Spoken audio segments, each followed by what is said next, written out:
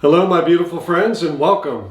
Remembering this, that there's nothing new under the sun, but every sunrise is beautiful. Okay, we're going to do a quick one today, and this is called Healing Anger in 4 minutes and 59 seconds. And you say, why 4 minutes and 59 seconds? Well, it's not 5 minutes, right? So you can do it really fast. That was my idea anyway. So I'm going to see if I can do this quick today and still be helpful. A subtitle would be Getting Better, Not Bitter. And the actual title would be Decoupling Anger. When you have to let somebody go, or you have to stop a hurt or perceived hurt, something that you feel is injuring you. The perspective that I want to take on anger today is pretty specific. It has to do with the relationships.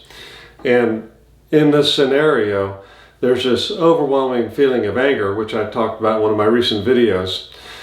But in this case, we're going to look at a more specific reason why someone might be angry all the time and not want to be angry, but yet find themselves angry at people that they love or used to really care for.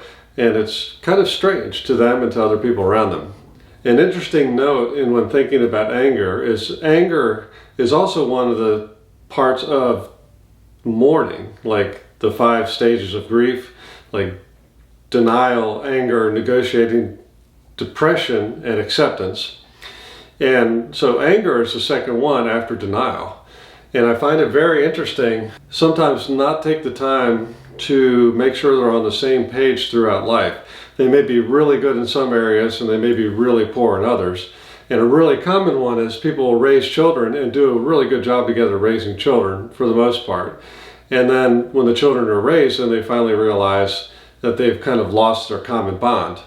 They didn't take the time, often unknowingly, to make sure that they talk together, visit together, and continue that bond, to communicate, to fix little things as they happen so they don't build up into big things.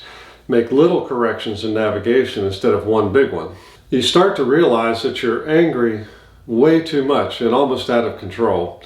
And it's actually really common, especially when a relationship reaches a point where one or both partners are in a panic mode, basically, that the relationship is in a dire straits, if you will. Relating this to decoupling anger or depression, where you have denial in a relationship, and then anger results in the denial once you start to get to where you have to deal with the things you've been denying for so long. I think the correlation or corollary is amazing. When you get to the point that you have to come to grips with loss, or a loss, as in with mourning, if you lose somebody in your life or something major happens, you lose your job, you are in mourning, and then you have denial, then you have anger, and of course then you go on and negotiate. But you have to get through the anger before you can negotiate. But remember, when you're in denial and then anger, what are you denying and how does it manifest itself? You become angry at the other person or at circumstances. It's not my fault, it's your fault, it's their fault. And you become stuck in this place where you ostensibly have to villainize the other person. You ask yourself, why am I so angry all the time? There's this correlation between when you're in a depression where you have mourning, you're in denial, and then you have anger. You don't get into the anger phase until you start getting over denial. And once you realize there's trauma or something that needs to be dealt with in your relationship, you become angry.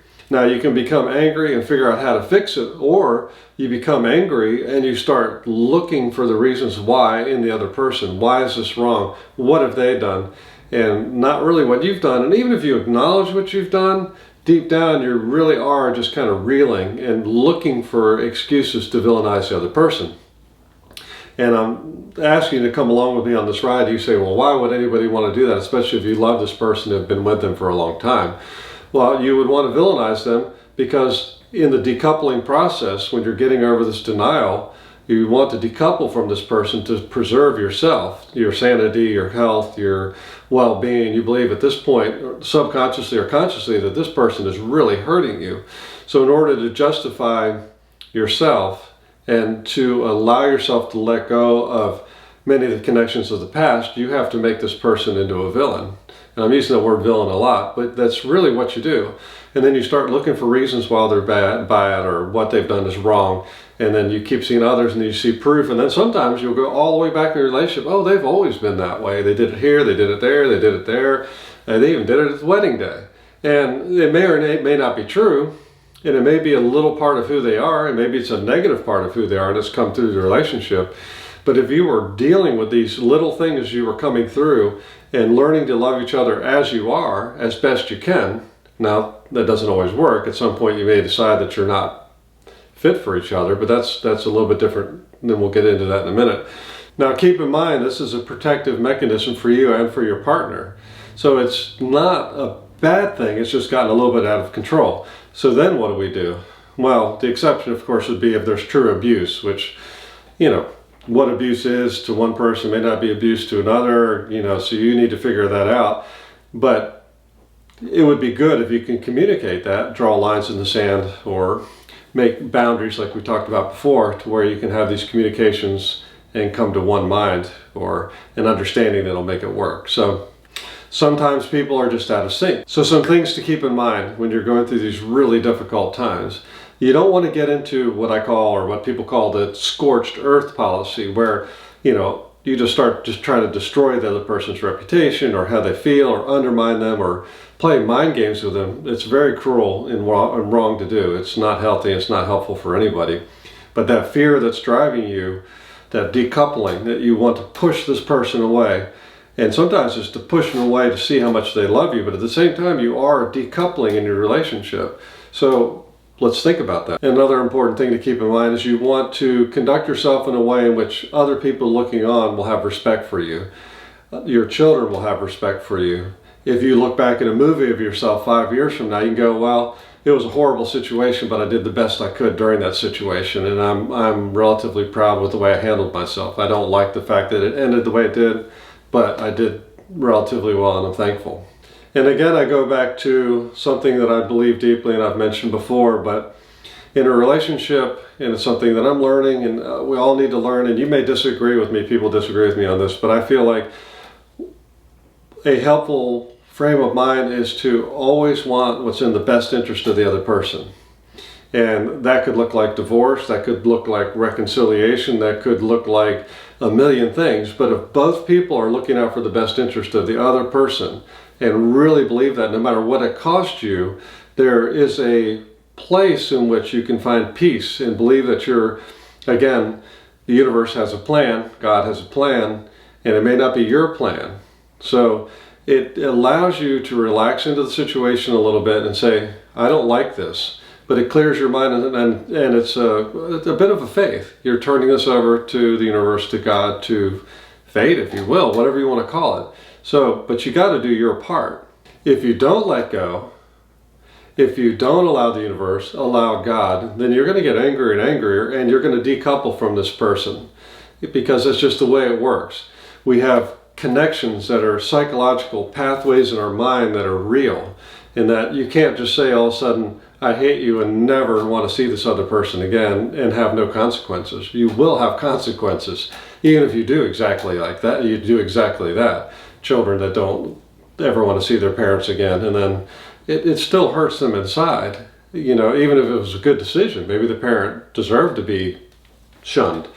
So it still has an effect. There's an old story of the son of David, king of Israel.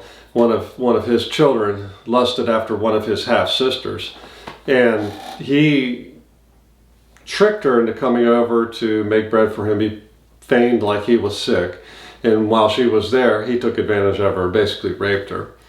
And after it was over, he got really angry with her, and even though she was very caring about it, and came to him afterwards and suggested a way that both of them could prosper after this horrible situation, even though she had been violated and hurt badly. And he was so angry because she was righteous and he was unrighteous. He took advantage of her and showed how weak he was, and she showed how loving and gracious she was through the situation, and he couldn't take it. Instead of reconciling and realizing he was wrong, he demonized her and said, I don't want to have anything to do with you. I hate you. I hate you more than I loved you before. And it is a horrible story, but it is a pretty good example of how hatred can come up from various ways. If you feel yourself villainizing somebody, getting angry, then you have to realize there's a process of decoupling going on, a self-preservation, if you will. It may be accurate, may be inaccurate. What do you do?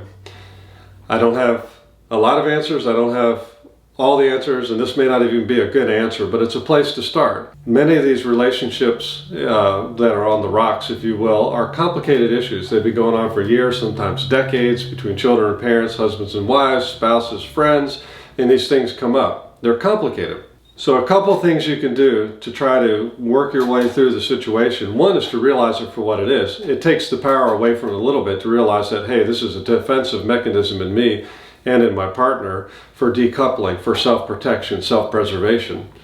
Okay, so that's one, that helps. Also, look the other person, your loved one, in the eye and say, I want what's best for you. Can you tell me what it is now that you want that will make the situation better? This may take the form of the partner may say, I can't be with you now. I may never feel like I want to be with you, but I can't be with you right now. I need space to think and time to grow, so we need some sort of separation for the time being. And they may say, please get the help you need. You could use a phrase like, I need to take space from us. And you need to be, whatever side you're on, you need to be willing to say, that's okay, I understand, and I'll be here when you're ready. And maybe you wait a few weeks, a month, and ask them, is there any chance? Are you ready to talk now? If they haven't reached out to you, and if they haven't, then you have to let it go. Let God, let the universe let it go, and just see where it leads.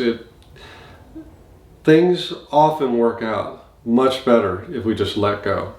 Being stuck in one place is not the answer. Letting go and moving forward can bring you places you never thought of. I mean, heights you never thought of. If you get to the point where you're both willing to start negotiating, picking through all these things that you should have been doing all along, then be clear, be concise, always want what's in the best interest of the other person. If you feel like when they've made a comment to you and it's injuring you a little bit and you're starting to get weak, you know, your shields are coming down and you're like, oh, then just set some boundaries. Say, I need a little bit of time. Let's take a break and we'll get back to this tomorrow, in a week, at a counselor's office, whatever forum you choose. In conclusion, please realize there's always hope in the future. It may not look like what you want, but hope is there. Things can get better. Don't let anger rule your life. Don't be ignorant. Don't be ignorant. Be circumspect, and things will get better. You have friends, people care about you, people love you, the universe loves you and has a plan. Anyway, I hope this is helpful. I don't think it's going to be 4 minutes and 59 seconds, but I'll cut it down as much as I can. God bless. Have a good day and a good life. All the love, all the power. Bye.